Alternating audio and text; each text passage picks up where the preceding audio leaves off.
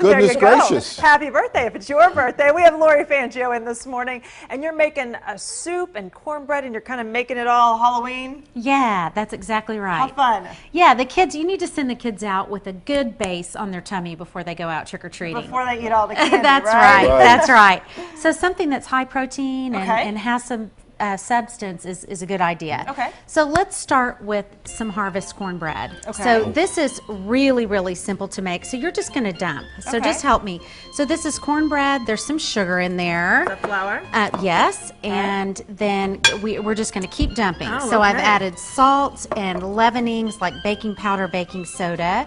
We've got, we're going to do this first. Yeah, so all the dry ingredients and the add-ins first. Okay. All Okay, of this so cheese? corn, red pepper, jalapeno, and cheese, exactly Okay. right. And then we're going to take our wet ingredients and put the, whoops, a little bit of splash there, into this jar, and then we're just going to shake it up. Okay. And then That's that way, easy. this part is already mixed.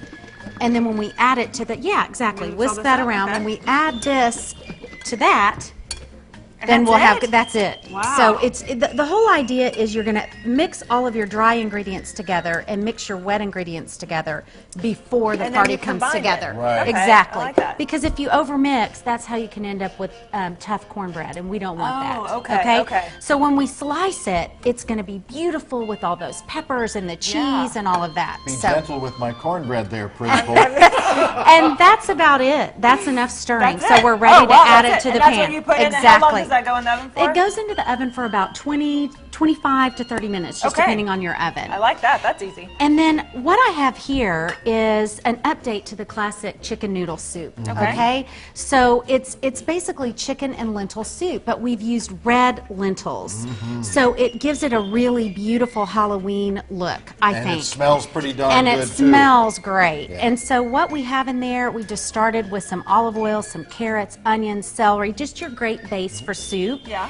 And then we added chicken and we added, like I said, the red lentils. And the great thing about the red lentils is they cook in about 15 minutes. Oh, yeah.